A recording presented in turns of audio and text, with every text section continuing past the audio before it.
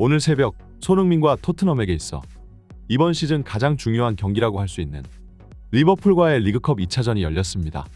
최근 몇 주간 토트넘은 다른 대회를 병행하면서도 오로지 이 경기에 초점을 맞추고 있었다는 것이 눈에 보였습니다. 토트넘의 리그 성적은 현재 바닥을 치고 있고 유럽 대항전 진출은커녕 강등 싸움을 걱정해야 하는 처지죠. 그야말로 근 10수년간 토트넘 최악의 부진이라고 말할 만한데 포스텍 감독 입장에서는 이 모든 것을 뒤집은 비장의 카드가 하나 남아있으니 그게 바로 리그컵 우승이죠. 제 아무리 좋은 성적을 보여도 트로피를 들지 못하면 실패한 시즌이라는 평을 듣고는 합니다. 반대로 끝없이 순위가 추락해도 마지막에 트로피 하나만 들어올려도 성공한 시즌이 될 수 있고 그것도 오랜 기간 무관으로 고생해온 토트넘 같은 클럽이면 더더욱 그렇죠. 특히 주장 손흥민의 눈물은 토트넘 호스퍼 역사에 깊이 새겨져 있었는데요. 번번이 우승 문턱에서 좌절을 맛봤고 그 순간마다 가슴속에 맺힌 한을 숨기지 않았죠. 토트넘과 우승 두 단어는 오랫동안 거리가 멀었는데 특히 손흥민이 입단한 2015년 이후 10년 동안 토트넘이 우승 근처에 간 것은 단 3번뿐이었죠. 가장 아픈 기억은 2019년도 챔피언스 결승이었고 공교롭게도 이때 상대도 리버풀이었고 결국 거대한 벽을 넘지 못했습니다. 그리고 21년도에도 또다시 카라바오컵 결승에서 맨체스터 시티에 패하며 준우승에 머물렀고 손흥민 선수는 경기가 끝난 뒤 눈물을 쏟기도 했죠. 손흥민에게 우승은 마치 잡힐 듯 잡히지 않는 신기루 같았는데요. 하지만 이 모든 과거의 아픔을 씻어낼 절호의 기회가 찾아왔고 정말 간절히 바라던 순간이 몇 걸음도 채 남지 않았죠. 토트넘은 이미 지난 1차전 홈경기에서 루카스 베리발의 결승골로 1대0 승리를 거두었고 이번 2차전 경기에서 비기기만 해도 결승에 오를 수 있는데 심지어 같이 4강에 오른 아스날이 최근 또 뉴캐슬에게 탈락해버렸기 때문에 결승까지 간다면 상대적으로 쉬운 대진이 성사될 수도 있습니다. 하지만 안필드 원정은 그야말로 악명 높은 지옥의 무대고 수많은 팀들이 이곳에서 좌절을 맛봤고 토트넘 역시 예외가 아니었는데요. 심지어 아직도 선수들이 전부 부상해서 복귀하지 못해 이번 경기 선발 라인업도 신입생 단소가 곧바로 주전 멤버에 이름을 올리는 등 정말 없는 살림 전부 끌어다 쓰는 토트넘의 처참한 현 상황을 확인할 수 있었죠. 솔직히 말해 양팀의 선발 라인업만 비교해보면 토트넘의 1차전 승리에도 불구하고 여전히 리버풀이 유리해 보이는 것이 사실이었습니다. 하지만 토트넘은 최근 급격히 올라온 손흥민의 퍼포먼스에 기대고 있었죠. 지난 브렌트포드전 역사에 남을 마라도나 코너킥 골을 다시 한번 성공시켰고 어시스트까지 추가로 기록하며 두 골에 모두 관여해 절정의 경기력을 선보였습니다. 손흥민 선수 또한 얼마 전 SNS를 통해 준결승에 모든 걸 쏟아붓겠다 는 글을 남기며 강한 집념을 드러냈고 이것은 단순한 각오가 아닌 지금껏 수없이 좌절을 경험했던 한 선수의 더 이상 물러서지 않겠다는 선언이었죠. 배수의진을 치고 나온 포스텍 감독은 자신의 A플랜인 4-3-3 포메이션으로 시작했는데 이번 경기에서는 활동량을 굉장히 중시하고 있다는 것을 알 수 있습니다. 중원 3명의 사르, 비수마, 벤탄쿠르는 모두 왕성한 체력을 바탕으로 한 미드필더들이고 공격진만 봐도 손흥민 선수는 말할 것도 없고 최전방 스트라이커인 히샬리송도 상당한 하드워커이죠. 또한 최근 몇 경기 동안 시도 때도 없는 슈팅 난사로 팬들의 뒷목을 잡게 만든 포로도 벤치로 내려가 버렸는데 리버풀 같은 팀을 상대로 수비에 약점이 있는 돌아오지 않는 풀백인 포로가 선발 출전했다가는 대참사가 나올 확률이 높았습니다. 리버풀도 이번 시즌 자신들의 베스트 라인업을 들고 나왔는데 이 경기가 홈에서 치러지는 안필드였고 그렇기에 전반 초반부터 상당히 높은 강도의 전방 압박이 예상되었습니다. 리버풀과 토트넘 모두 강한 전방 압박을 중시하는 공격적인 팀이고 양팀 감독 모두 자신의 축구 철학에 있어 한치의 물러섬도 없죠. 그러나 현재 스쿼드의 부상 상황과 선수단의 질적인 측면에 있어 1대1로 붙었을 때 밀리는 건 확실히 토트넘 쪽이고 그렇기에 포스텍 감독도 이번 경기에서는 살짝 고집을 꺾었습니다.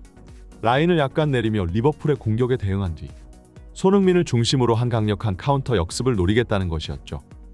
확실히 이 경기는 시작부터 불꽃 튀었는데요. 반다이크가 히샬리송과의 경합 과정에서 팔꿈치를 쓰며 한 차례 신경전을 벌이기도 했죠.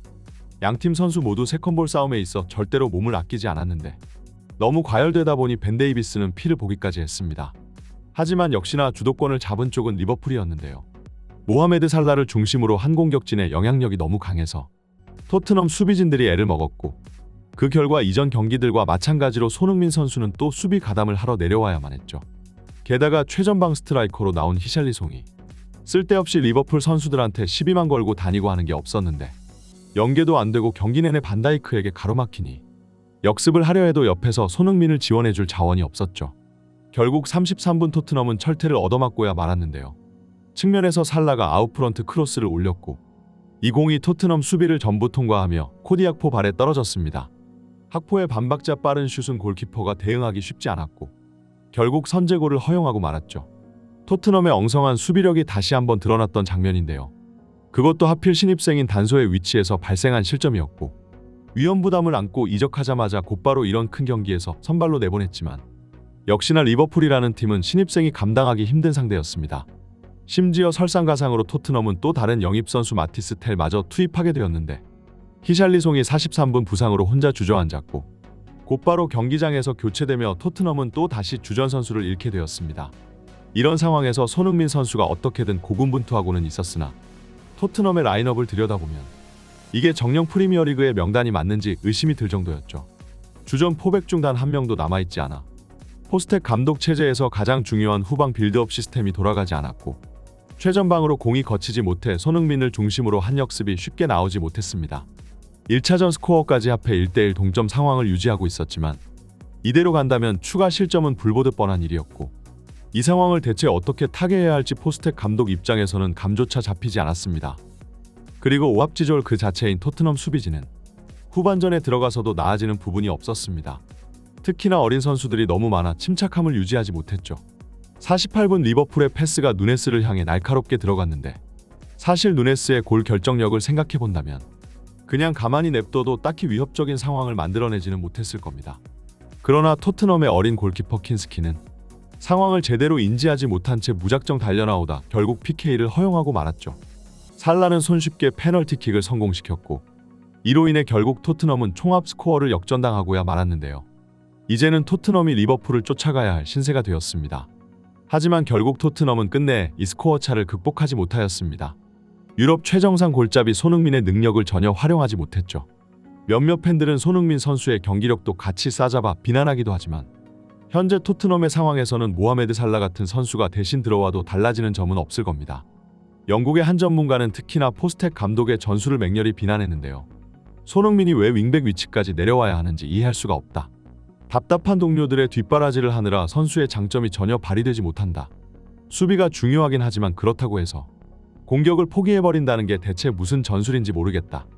최전방에서 리버풀의 수비 라인을 눌러줄 손흥민이 뒤로 빠져버리니 리버풀 선수들은 더 신이 나서 달려들고 빌드업을 전개하는 데에도 큰 어려움이 없어진다. 이런 상황에서는 그 어떤 월드 클래스 공격수가 와도 활약할 수 없다. 포스텍 감독이 다시 한번 토트넘과 손흥민의 꿈을 망쳤다고 말했습니다. 결국 이 경기 결과로 인해 토트넘은 이번 시즌도 무관 확률이 높아졌는데요. 유럽 대항전은 꿈도 못 꾸고 이번 시즌 프리미어 리그에서 과연 10위 안에는 들 수 있을까를 먼저 걱정해야 하죠. 토트넘은 또 다시 손흥민을 실망시켰고 과연 손흥민 선수가 계속 이 팀에 남아있어야 하는지 의문이 듭니다. 올해도 결국 1년이라는 시간을 허망하게 날려버렸죠. 이번 시즌이 종료되었을 때 손흥민 선수는 결단을 내려야 할 필요가 있을 겁니다. 토트넘은 결국 손흥민 선수에게 아무것도 보답해주지 못했고 이제는 정말 떠나야 할 때가 찾아왔습니다. 이번 영상은 여기까지입니다. 구독과 좋아요는 사랑입니다. 감사합니다.